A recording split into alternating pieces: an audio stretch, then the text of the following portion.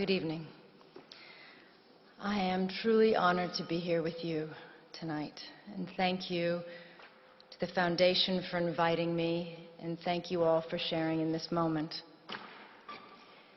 We are here in the memory of Sergio Vieira de Mello and the 21 other men and women, most of them UN workers, who died with him in the bombing of the UN headquarters in Baghdad, August 2003. We remember all those who died to acknowledge each valuable life cut short and the families who share, even today, in their sacrifice. We also remember them for the power of the example they set.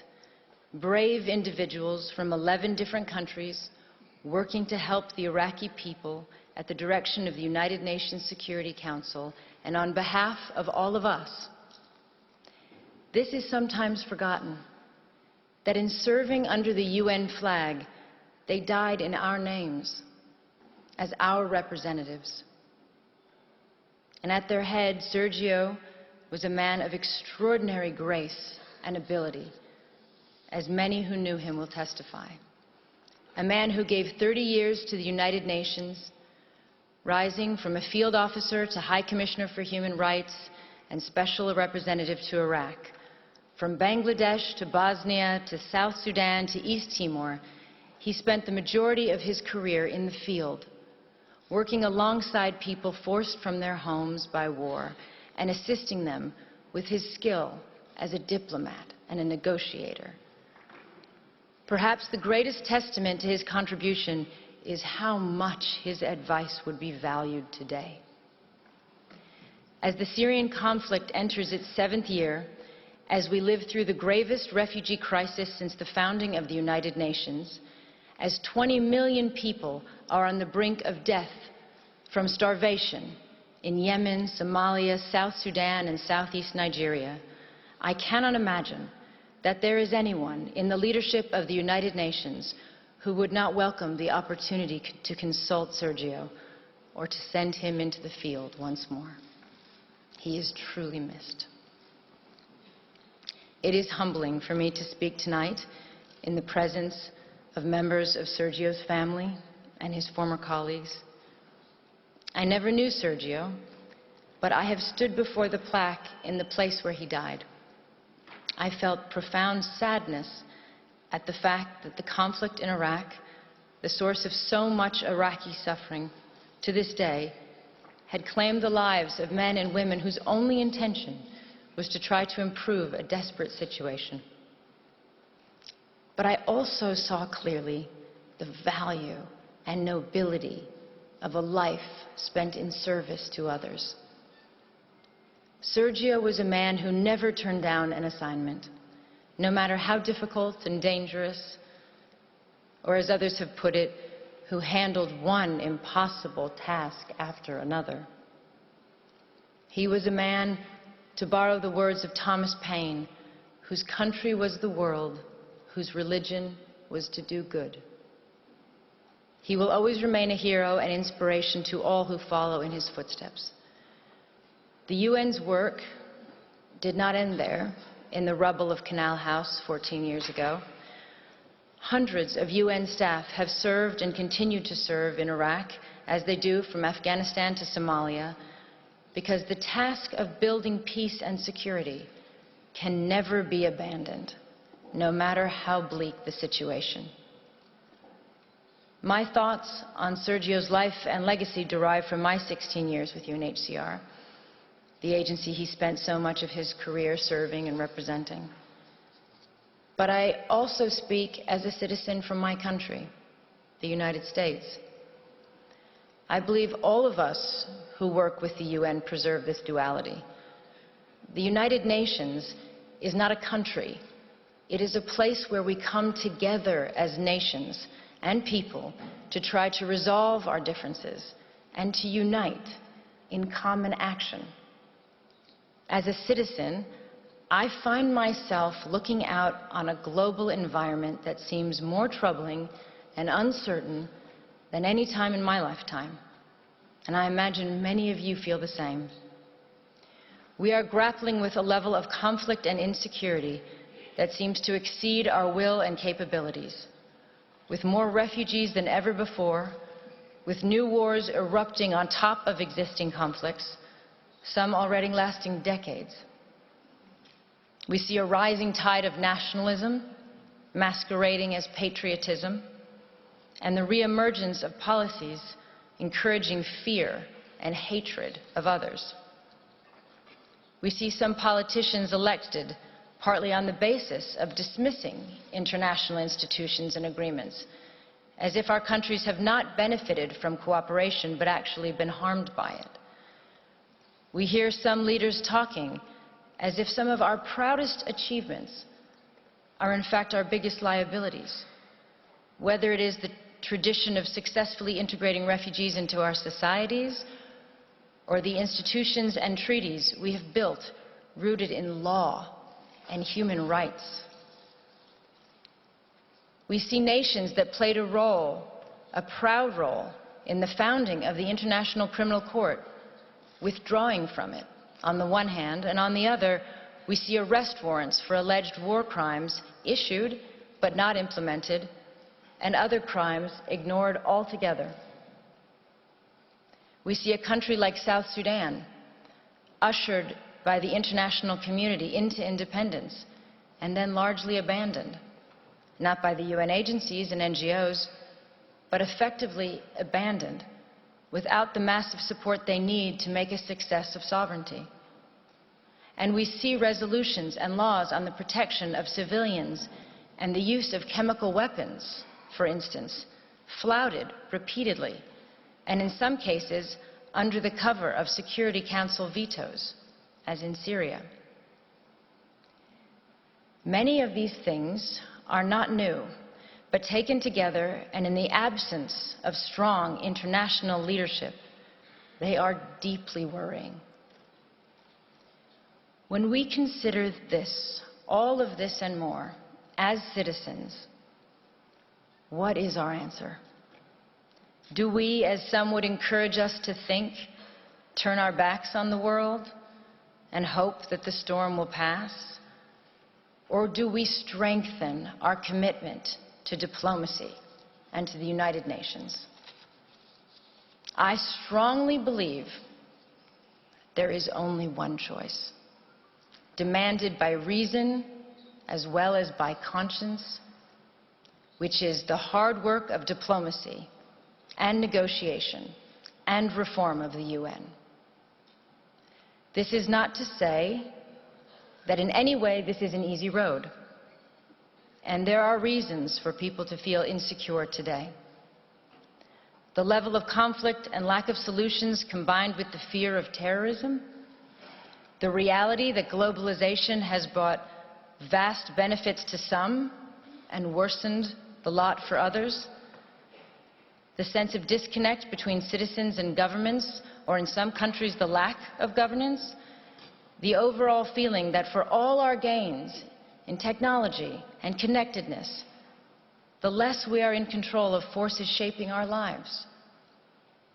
All these factors and more have contributed to a sense of a world out of balance. And there are no easy answers.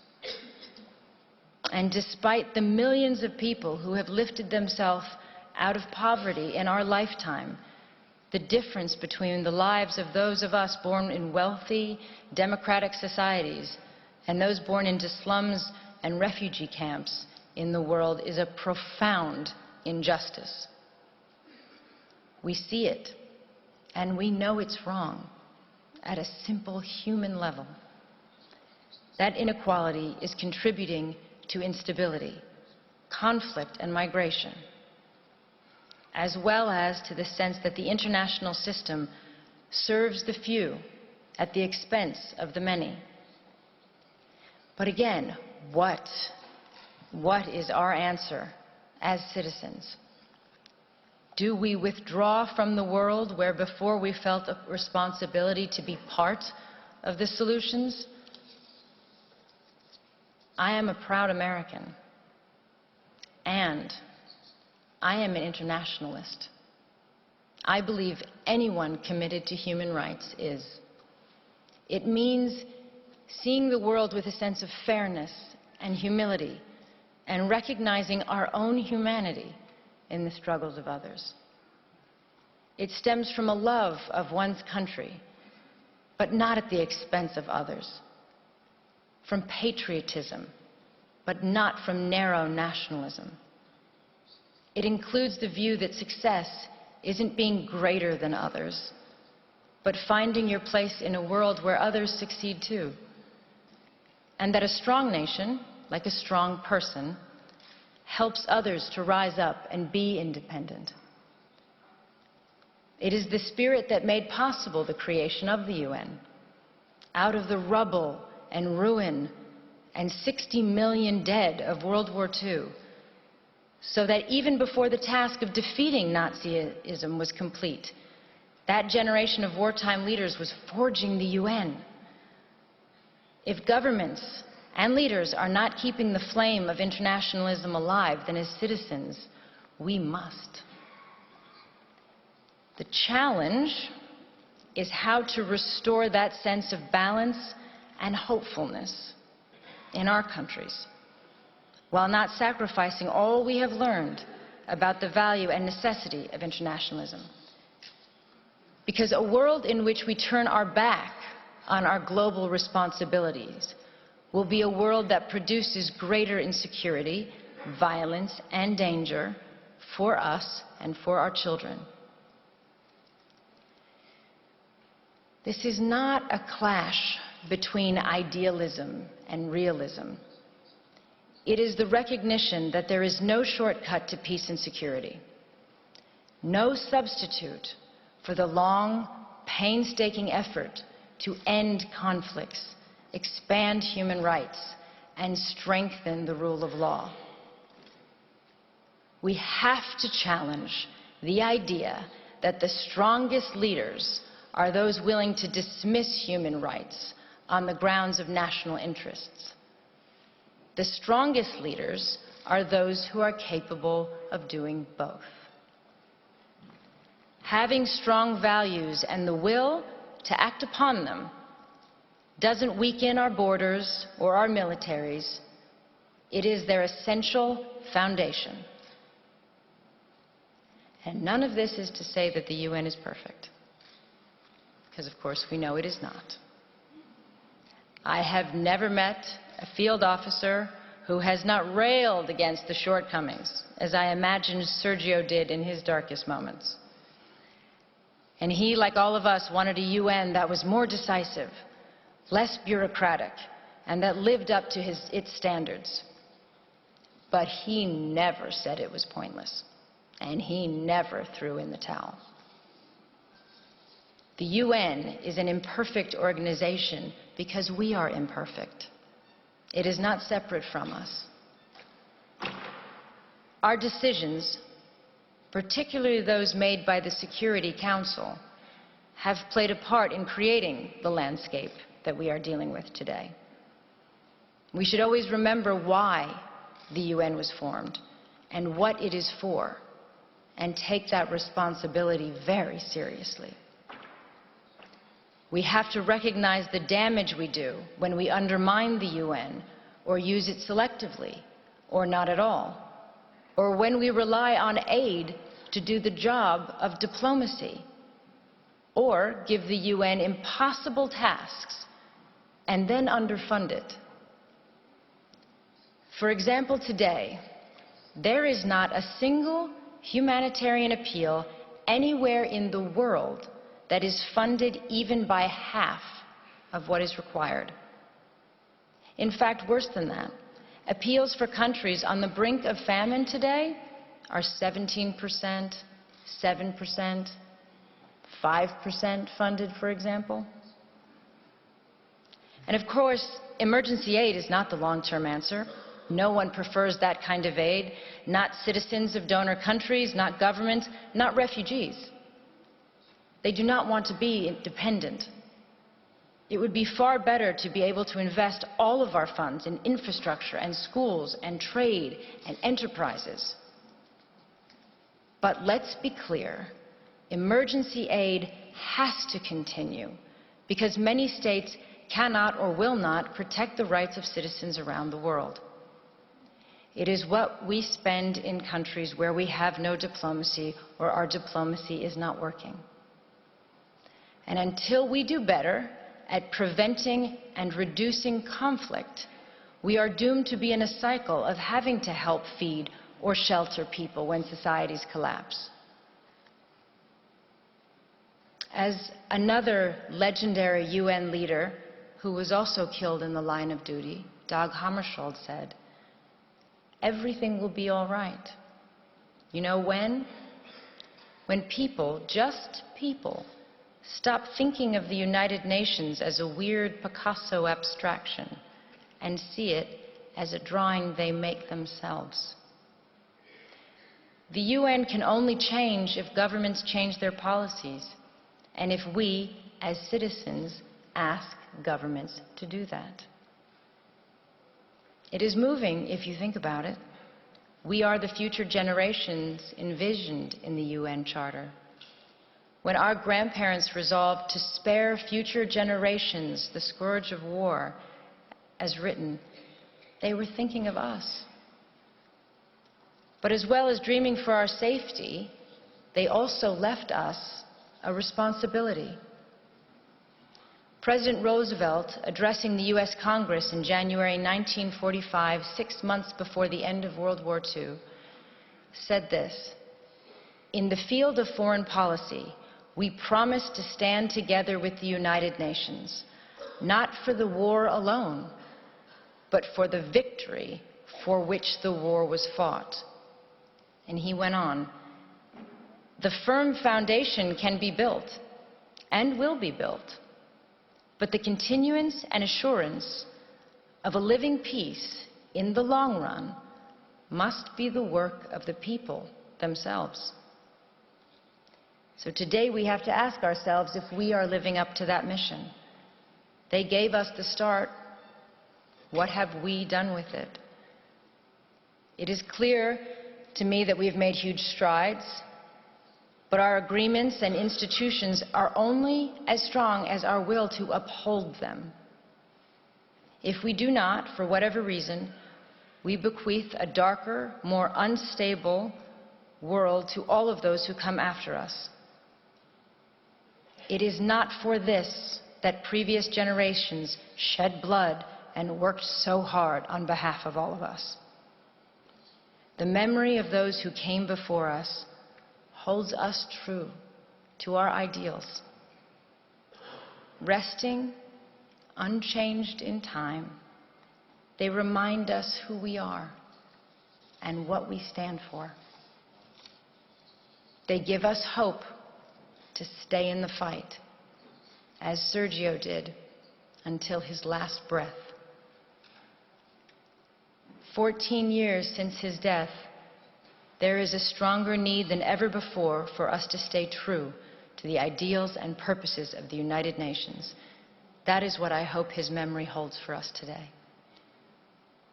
We cannot all be Sergios, but I hope all of us can determine that we shall be a generation that renews its commitment to unite our strength to maintain international peace and security, and to promote social progress and better standards of life and larger freedom.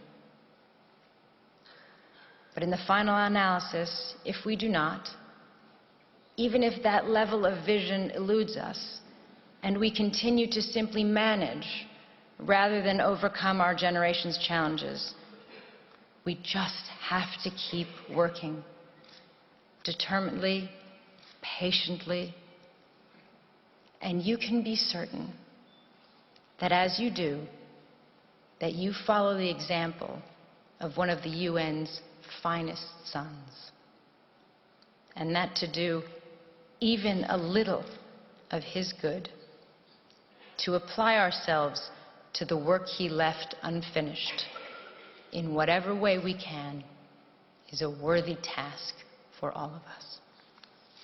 Thank you.